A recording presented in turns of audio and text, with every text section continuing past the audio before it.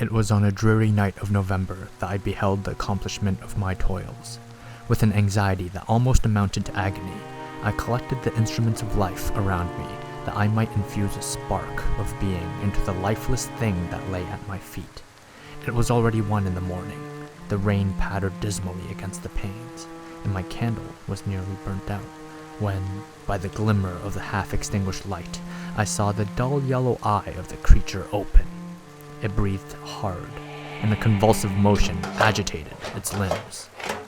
From Mary Shelley's Frankenstein. A departure from the mottled green corpse with bolts on its neck struck alive by lightning.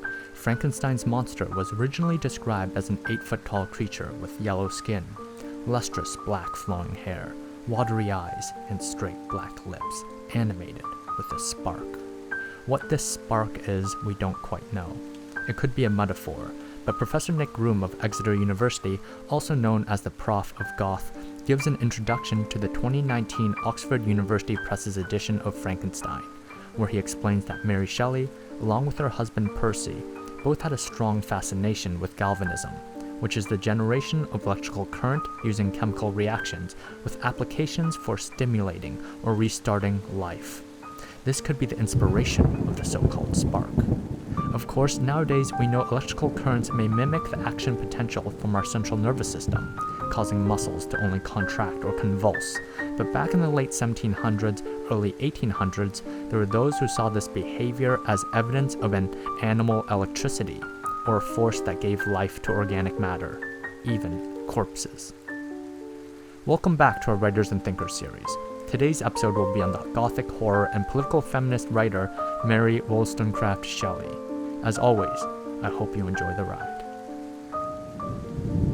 Mary Shelley, Frankenstein's Monster and the Last Romantic. Part 1. The Modern Prometheus.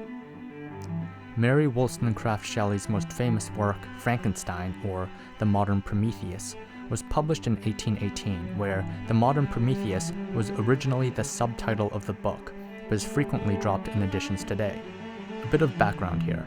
Prometheus was the Titan god in Greek mythology who helped form humanity and who bestowed fire from the gods upon humanity, so that we may go on to create civilization.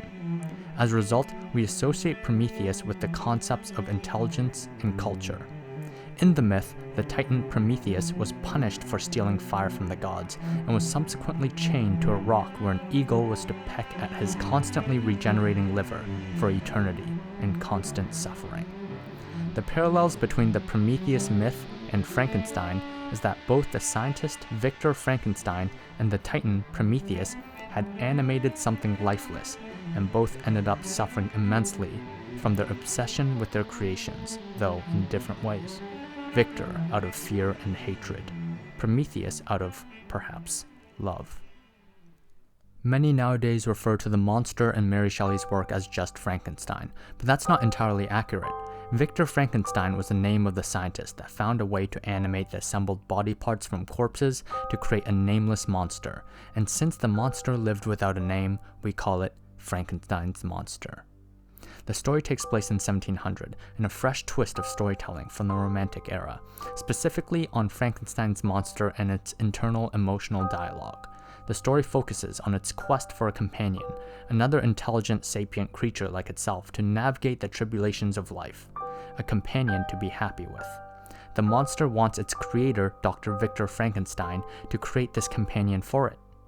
Meanwhile, Victor himself starts off being horrified at the creature he's created, and eventually embarks on a quest, convinced of his unsightly monster's malice, to kill it.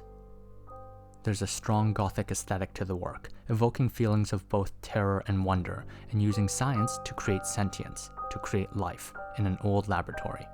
In this way, some also consider Frankenstein to be one of the first works of science fiction, featuring the trope of the disturbed, knowledge-hungry scientist, reminiscent of the classic German legend Faust, where a scholar makes a pact with the demon Mephistopheles for success, knowledge, and power, sacrificing his soul and moral integrity in the process. Much like me, after a short hiatus back to creating content on this channel, I'm bringing life into this vessel again, at the cost of my soul, or more accurately, my sleep schedule.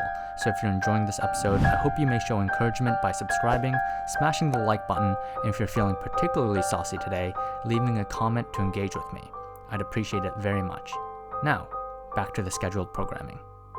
Mary Shelley conceived of Frankenstein at the age of 18 in 1816 at a mansion Lord Byron had rented in the village of Coligny near Lake Geneva, Switzerland. Mary, her to-be husband Percy, and her stepsister Claire Clement took a trip to visit Lord Byron, whom Claire had a previous affair with, and Byron's physician, John William Polidori. Over the course of 3 long days indoors, plagued by incessant rain, the 5 of them decide to read an anthology of German ghost stories, and then hold a contest to write their own fantastical tales. It was here in the mansion Villa Diodati, stuck indoors, relishing ghost stories, rain pattering non-stop, that Shelley came up with Frankenstein, partly inspired by her own travels the year prior along the Rhine in Germany, coming near the historic Frankenstein castle. It was at this same contest that Polidori also finished The Vampire, a short work widely known as the forebear to the vampire genre. Lord Byron and Percy Shelley were no literary novices either. Both of them would become key figures of the Romantic movement in Britain, writing authentically and emotionally, in response or perhaps in retaliation of the previous Enlightenment era's focus on rationality. Lord Byron was best known for his long and oftentimes saucy narrative poems, reflecting his own life of debauchery, and Percy for his lyrical works as well as sonnets, including the famous poem Ozymandias. Romantic works as a movement from 1800 to 1850 focuses more on the individual experiencing the gamut of human emotions and describing such feelings in art, filled with terror, lust, awe, love, world-weariness, and hatred, to name a few. That was how Frankenstein, the work, was born, stuck inside a mansion on some consecutive rainy days, a villa of Romantic-era heavyweights holding a competition for who can write the most fantastical horror, a contest that Mary Shelley certainly won. Though Shelley herself wrote a great deal in Romantic style, there's been scholarly contention to how much she embodied the Romantic-era ideals of her time. She clearly rejected the previous Enlightenment-era ideals, such as its crutch on rational thinking and optimistic belief that collective societal efforts will lead towards inevitable progress. But she also rejects the emotionally charged individualism of the Romantic era as an adequate socio-political response. But more on this later when we examine her other works. For now, we delve deeper into Part 2, The Monster's Plight. Frankenstein details a new type of story for its time, one where a monster is made both simultaneously sympathetic and terrifying, a story with implications on if a person or sentient being is turned into a murderer by nature or nurture. Did Frankenstein's monster kill purely because it was born to be amoral or even immoral, or is it driven to act on these hateful urges through circumstance? Most who read the original book would say it was likely the latter, that the monster had learned to be a monster by the violent reaction of others, though those who have only consumed subsequent films, shows, or story adaptations would say the monster was born violent.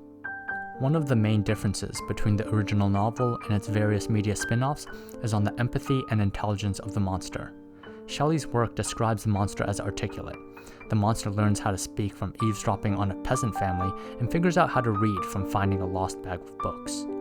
The monster even engages with a blind peasant father in pleasant conversation before being reminded of human hostility towards it, before being chased off by the man's son. The monster is attacked and shot multiple times in the book just by occupying an ugly, hulking being. The work presenting a critique on those who judge based on appearances, denying the humanity and emotions of someone hideous, of the other. However, in most later adaptations of Frankenstein, the monster is shown to have little to no intelligence, mainly grunting with arms raised stiff and menacing, indicating that it was simply born this way. From Shelley's book, the plight of the thinking, feeling monster is as equally tragic as the scientist creators. The monster suffers from immense loneliness, being the first and only of its kind, and hated for its very being by the masters of the world it inhabits, humans. It seeks to find a companion and to hide away in solitude, seemingly preferring not to hurt anyone or being hurt by anyone. Though the monster did intentionally strangle William Frankenstein, Victor's youngest brother, it's to be noted that the monster did this more from a childlike rage on being rejected rather than from a pre-calculated hostility.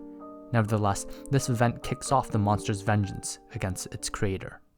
From the scientist Victor Frankenstein's perspective, he has created a monster seeking revenge for its own creation, and in carrying its vengeance out, it attempts to murder Victor's entire family. He's racked with guilt and terror. The monster approaches Victor and demands that he make another monster, a companion, for as a living being, it too has a right to happiness. And if Victor refuses, it will kill all his loved ones. A passage from Frankenstein. If I cannot inspire love, I will cause fear, and chiefly towards you, my archenemy, because my creator do I swear inextinguishable hatred. By the end of the novel, both Victor and the monster become consumed by their vengeance towards each other. Both fail to seek peace in their lives. Victor dies with regret at how his life turned out. Similarly, the monster regrets the crimes it's committed and takes no pleasure from the death of its creator. It wanders off in a snowy, desolate Arctic, seeking death for itself as well. Part 3. The Last of the Romantics. Mary Shelley is often characterized as a Romantic writer, and more precisely as a Gothic writer. The Gothic is commonly seen as a subset of the larger Romantic movement, but note that when speaking about something as imprecise as genres or large-scale cultural movements, along with the fuzzy boundaries that come along with it, there are those that have different takes, even among historical scholars, some of which believe the Romantic and Gothic to be distinct movements. So please, bear in mind that other descriptions of Gothicism and Romanticism may be a bit different than mine. Generally speaking, the Gothic is concerned about the darker themes in Romanticism, mainly of art describing decay, terror, and distress. Perhaps that's why Gothic influences are more interesting to us now in the modern world, surviving the test of time compared to many other Romantic genre works.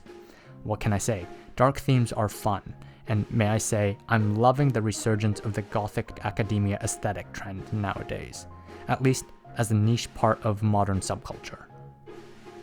To give proper context to Shelley's works, we'd have to take a deeper dive into the time and prominent cultural movements in which she produced them. Romanticism, rising at the very end of the 1700s until the 1850s, is in many ways a revolt against the previous age of enlightenment. Under Romanticism, expressive individual imagination gained authority over scientific rationalism as a source for truth. Art, descriptions of nature, aesthetics, and intense personal experiences were seen as a primary source of truth. Furthermore, the experiences of common folk started to gain prominence in the arts, whereas in the past, only the experiences of the aristocracy was written about, painted, or sculpted. Many during the previous Enlightenment era believed that with the passage of time and free discourse comes objective societal progress.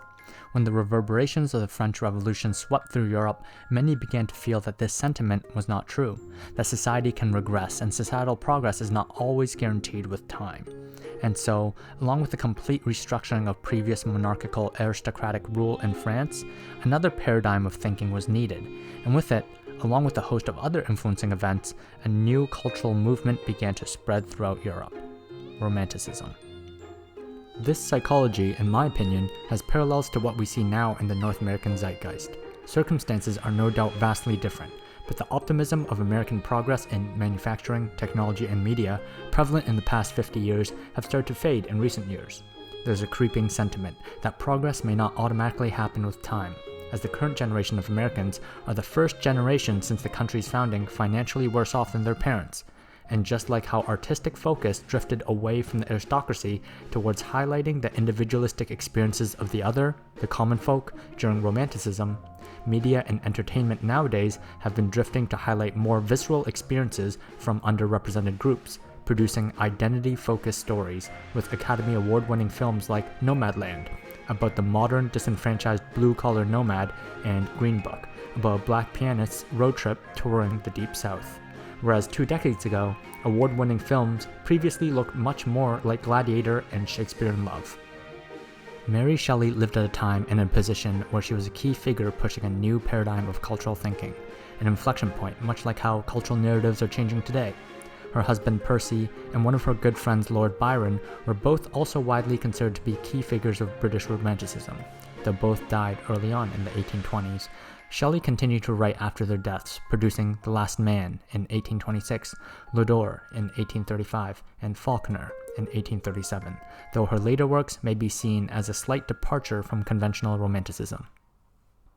A personal opinion here, Shelley's The Last Man could have become the first existentialist work if it had not drifted into obscurity, falling out of print for over a century after its terrible reception on publication.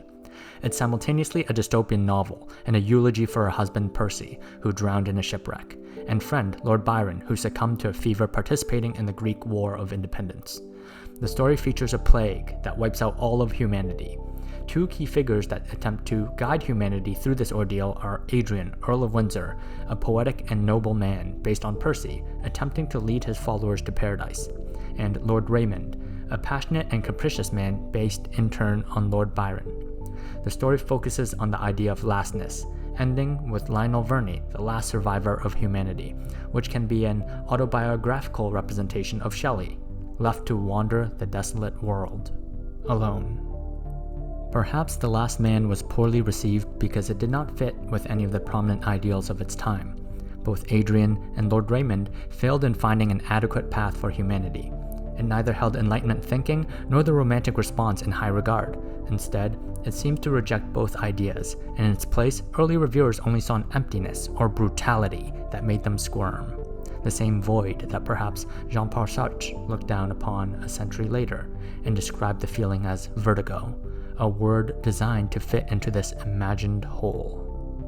Shelley had published The Last Man 4 years after the death of her husband Percy, and perhaps it reflected the hopelessness of her widowed position, especially since, at the time, Mary Shelley was one of the last great Romantic era influences still alive, in close parallel to her last man in the story, Lionel.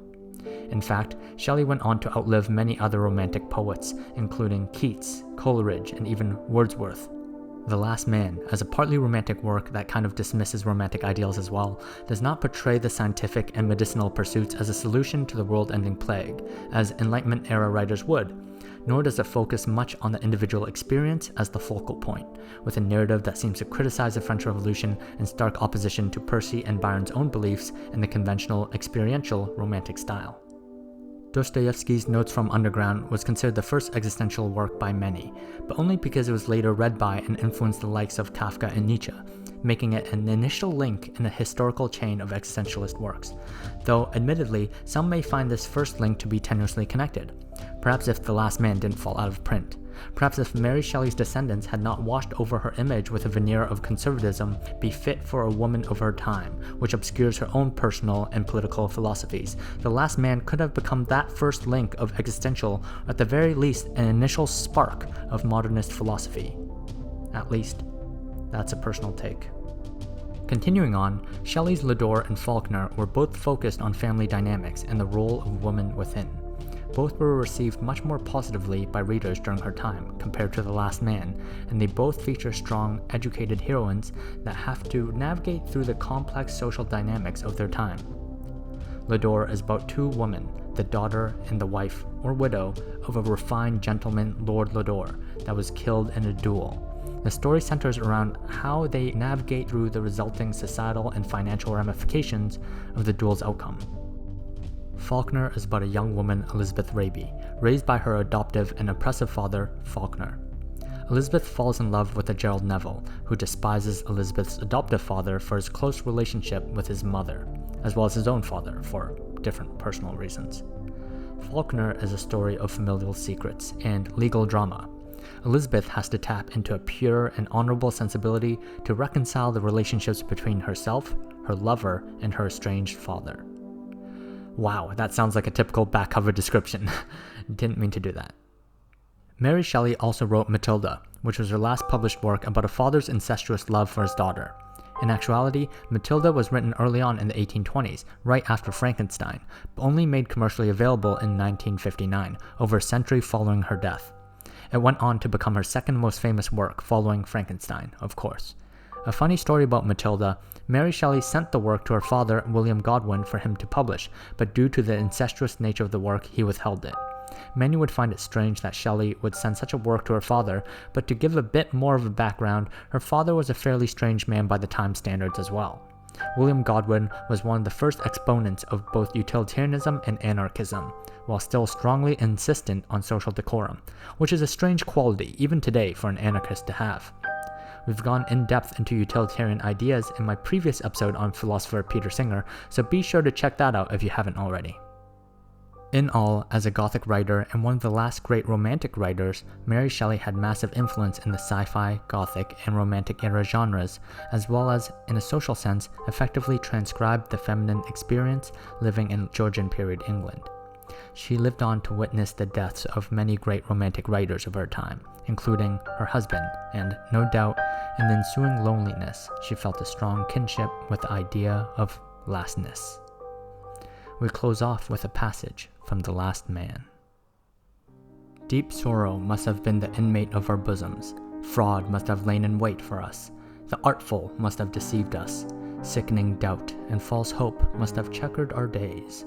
Hilarity and joy that lapped the soul in ecstasy must at times have possessed us. Who that knows what life is would pine for this feverish species of existence? I have lived. I have spent days and nights of festivity. I have joined in ambitious hopes and exulted in victory. Now, shut the door in the world, and build high the wall that is to separate me from the troubled scene enacted within its precincts. Let us live for each other and for happiness. Let us seek peace in our dear home, near the inland murmur of streams, and the gracious waving of trees, and the beauteous vesture of earth, and sublime pageantry of the skies. Let us leave life, that we may live. Thank you once again for reaching the end with me, and I hope you're looking forward to our next Writers and Thinkers episode on the logical thinker Kurt Gödel. I'll see you next time.